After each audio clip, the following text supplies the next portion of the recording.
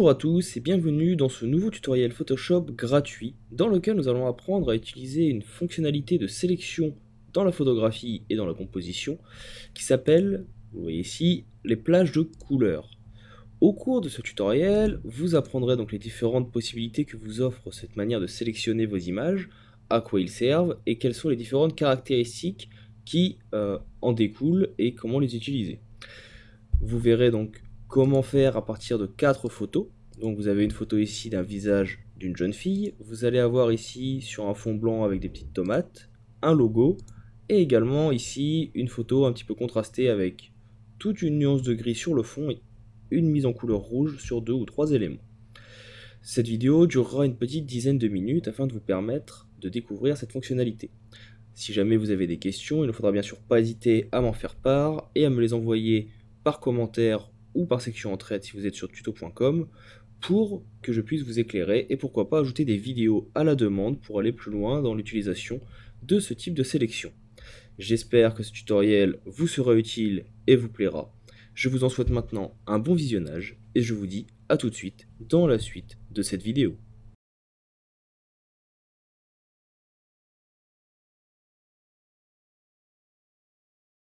Nous pourrons donc maintenant attaquer la partie pratique de ce tutoriel et la présentation de notre outil sélection par plage de couleurs.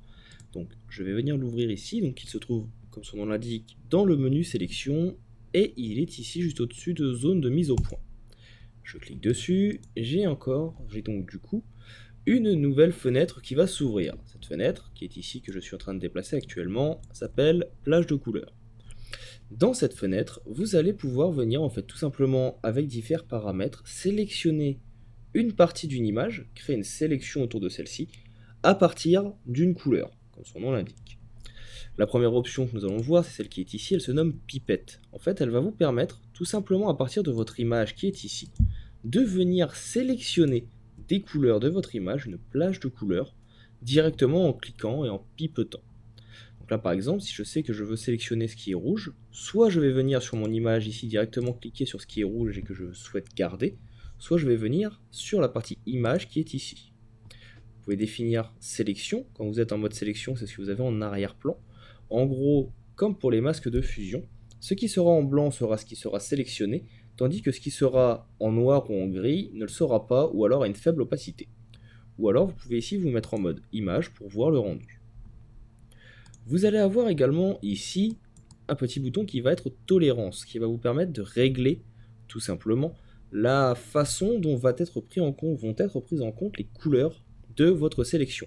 Plus la tolérance sera haute, et plus le logiciel prendra de pixels connexes, qui sont identiques plus ou moins, avec celui que vous allez pipeter. Si la tolérance est faible, il prendra uniquement les pixels les plus proches ou qui sont exactement les mêmes.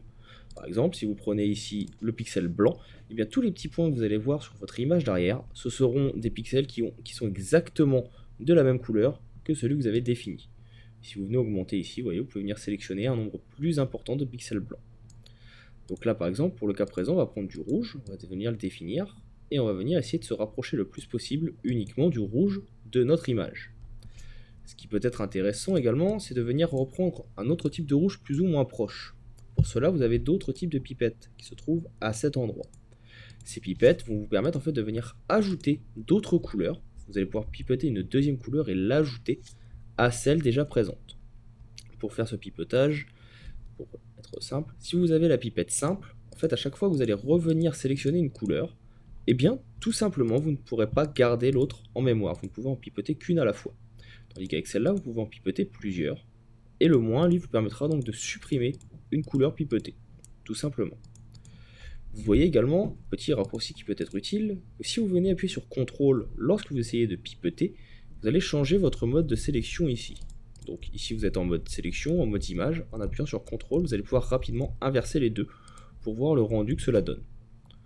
Donc, voilà pour les outils déjà de base de sélection. Vous pouvez bien sûr inverser la sélection, c'est-à-dire que ici, si vous avez sélectionné tout ce qui est rouge en voulant le garder, eh bien vous pouvez venir inverser votre sélection. De cette façon, vous sélectionnerez tout ce qui n'est pas rouge, et donc tout ce que vous avez pipeté ne sera pas sélectionné. Vous pouvez bien sûr faire ensuite le niveau de prévisualisation ici. Vous pouvez mettre donc 100, ici, bien sûr, vous allez vous retrouver en mode image, en niveau de gris, c'est comme ça que nous l'étions il y a quelques instants, c'est la même qui se trouve dans votre petite prévisualisation ici, en cache noire, c'est-à-dire que vous allez mettre en noir tout ce qui ne sera pas gardé, et les zones qui seront sélectionnées resteront de la couleur qui les sélectionne. Donc là par exemple ici, vous voyez, tout ce qui apparaît en rouge et un petit peu en transparence à l'arrière-plan sera ce qui est sélectionné. Vous pouvez le mettre en blanc si vous le souhaitez, ça vous permet de voir ce que ça donnera sur un fond blanc, ou vous pouvez le mettre en mode masque, si ça vous parle un petit peu plus et que vous avez l'habitude d'utiliser les masques. Une fois que vous avez fini, vous cliquez sur OK et votre sélection est ainsi faite. Par exemple là si je fais un CTRL J, eh bien vous voyez que ce qui a été gardé, ce sont les zones rouges de mon image. Ça c'est le premier mode que vous offre comme possibilité le mode plage de couleurs. Si vous revenez ici, on va se remettre ici en mode niveau de gris, ça me plaît bien. Vous avez d'autres types de réglages qui sont à votre disposition. Vous allez avoir des réglages par couleur, nous verrons ça dans quelques instants. Vous avez des réglages par tonalité, gris, moyen, foncé, également dans quelques instants. Et vous avez également par coloration de la peau. Et en fait, cette fonctionnalité va vous permettre de venir sélectionner des humains, des personnages, uniquement avec la couleur de leur peau. Vous voyez, vous allez pouvoir venir ici donc faire une sélection de la tolérance, comme tout à l'heure, pour la gestion des pixels. Et le logiciel en fait va venir prendre en compte la couleur de la peau de votre personnage.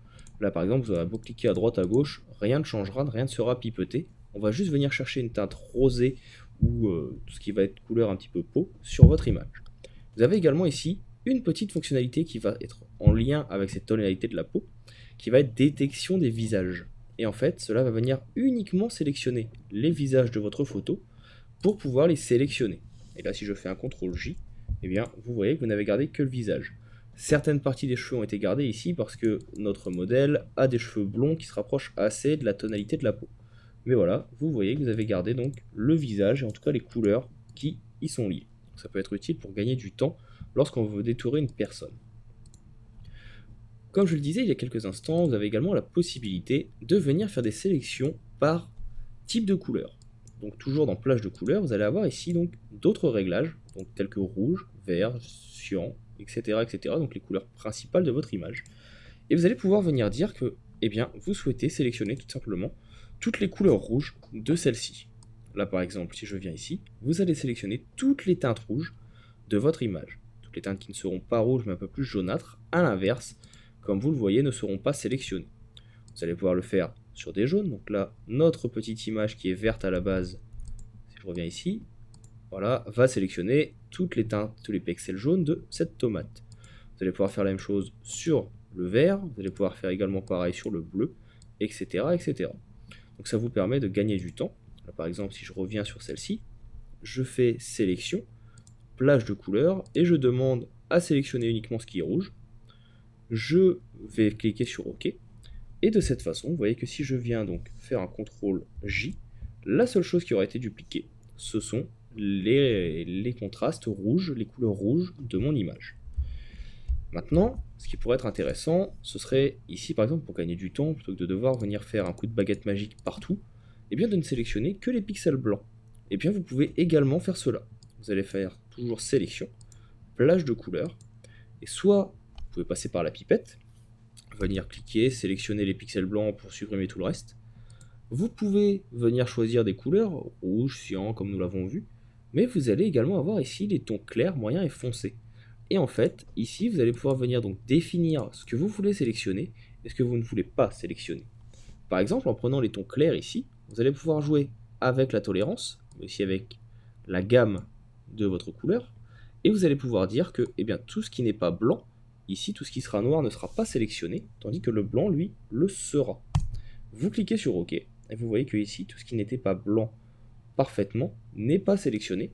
Si je fais CTRL majuscule I pour intervertir la sélection, et que je fais un CTRL J, eh bien, j'ai sélectionné tout ce qui était blanc, et je l'ai supprimé.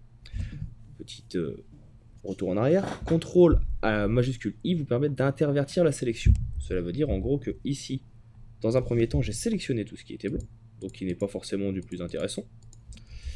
Et en venant faire CTRL majuscule I, j'ai demandé à mon logiciel de ne sélectionner que ce qui se trouve ici, à l'inverse de la sélection que j'avais à l'origine. De ce fait, tout ce qui était blanc n'est plus sélectionné et tout ce qui n'était pas blanc le devient. Et de cette façon, vous pouvez donc dupliquer et vous avez sélectionné vos tomates ici, tout en supprimant rapidement le fond blanc. Alors, malheureusement, comme ici on a une couleur un petit peu verte qui absorbe plus la lumière que les tomates, qui sont rouges que les autres, et bien du coup on a perdu un peu de données. Donc là, ce n'est pas un souci. Si vous avez ici donc fait un masque de fusion par exemple, donc en intervertissant la sélection, et bien vous pouvez revenir bien sûr avec votre pinceau pour venir rajouter les données qui ont été perdues. Mais déjà, vous allez avoir gagné pas mal de temps sur votre détourage en supprimant les couleurs qui n'avaient pas à être ici. Donc voilà pour cette petite introduction sur les outils donc de détourage à la plage de couleurs. Donc comme vous le voyez, c'est assez utile. On va refaire une petite sélection sur le blanc. Ici, vous voyez, si je reviens prendre mes tons clairs, je peux venir définir bien, à l'aide de la tolérance et des gammes la différence entre le blanc et le noir. Je clique sur OK. Si je fais un CTRL-J, j'ai de cette façon dupliqué uniquement mon texte par exemple. Ça peut être utile pour récupérer la typographie d'un logo, si jamais vous avez celui-ci en couleur, en mauvaise qualité ou autre, plutôt que de passer des heures à devoir le redétourer pour le réutiliser, un petit coup de plage de couleur et vous gagnez du temps. Donc voilà pour finaliser vraiment et enfin cette vidéo, j'espère qu'elle vous sera utile. Je reste bien sûr disponible si vous avez des questions sur celle-ci, des incompréhensions ou vous souhaitez aller plus loin dans l'utilisation des outils de détourage. Je vous souhaite à tous une bonne utilisation de Photoshop et une bonne continuation. Sachez que si jamais vous avez des questions sur d'autres outils, sur des techniques que vous souhaiteriez découvrir, je reste bien sûr disponible. Vous avez également d'autres vidéos sur la chaîne YouTube que vous pourrez utiliser et découvrir. Vous en avez également de nombreux sur tuto.com, sur ma chaîne tuto.com, des gratuits et des payants que je vous invite à regarder et qui vous permettront de vous perfectionner dans l'utilisation de Photoshop. Je vous dis maintenant à bientôt pour d'autres tutoriels et vous souhaite une bonne continuation.